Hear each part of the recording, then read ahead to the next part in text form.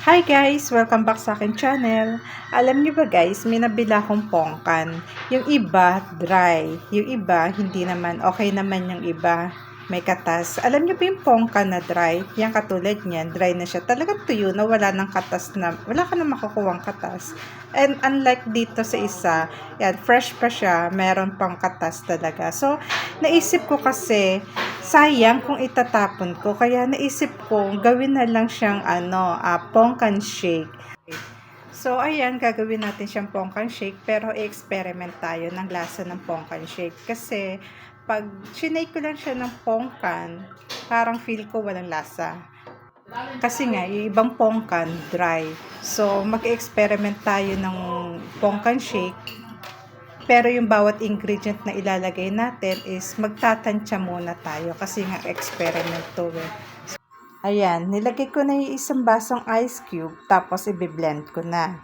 Pero bago ko siya i-blend, iharap ko sa inyo si blend para naman makita ninyo yung kagandahan ng blender ko. Uy, pinagyabang. Uy.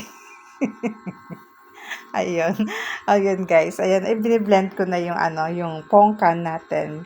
Then after natin i-blend yung pongkan, lalagyan ko siya ng honey. Then alam niyo ba guys, yung may nabili akong honey, talagang pure honey siya. 100% pure. Wala siyang ibang halo. Nakatulad na sinasabi ng iba, may halo, may nilalagyan yata ng sugar or something, ano pa, hindi ko alam eh, basta ganon. Ito guys, talagang 100% honey na ano siya, puro talaga siya. Yun ang kagandahan, ganda nga na nabili kong honey. Then guys, yan, titikman ko muna yung pongkan para makita natin kung anong lasa. Ayun, then after ko natikman, sabi ko sa inyo, wala siyang lasa talaga, ang tabang-tabang niya. Ayun, kaya lalagyan ko na siya ng siguro 2 kutsarita munang honey. At hindi ko i-speed yung video para makita ninyo kung gaano kaganda yung consistent ng honey. Diba guys, tignan nyo, ang hirap lumabas ng honey. Ang tagal kaya niyan. Nangangalay na nga yung braso ko eh.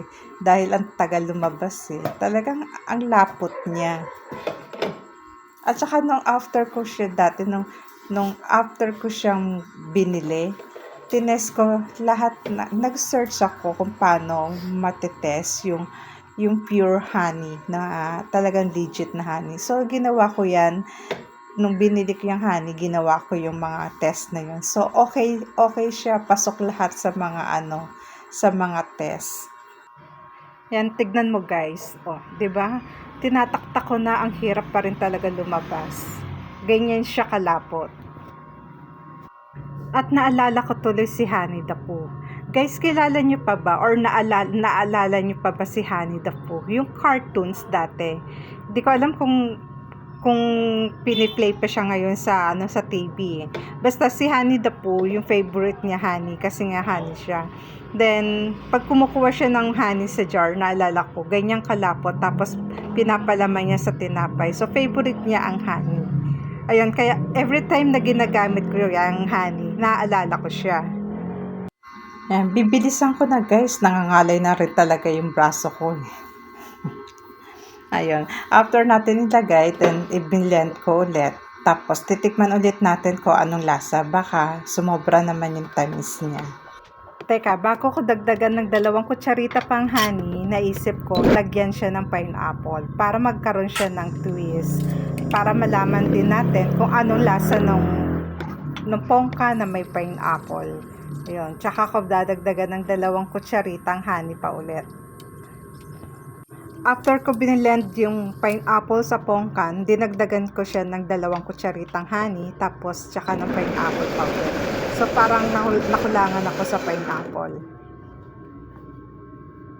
So tikman natin ulit. Sana okay na, no? Sana okay na yung lasa niya. Pasok na sa panlasa ko yung experiment natin. So nung tinikman ko guys, ang sarap niya. nag-combine talaga yung pineapple, honey, at saka yung pongkan. Hindi katulad nung unang tikim ko, pongkan.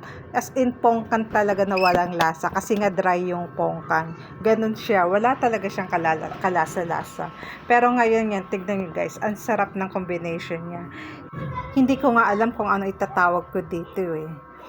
Pongkan with pineapple or pongkan, or pineapple with pongkan, with honey. Ewan. Guys, pakitulungan nyo nga ako kung anong dapat natin itawag dito sa juice na ginawa natin. So, yun guys. Talaga ang masasabi ko dito, masarap talaga siya guys. Yun, kaya kung kayo may nabili kayong pongkan, tapos pag open ninyo, dry, huwag nyo itapon, gawin yung shake. Yan, thank you guys.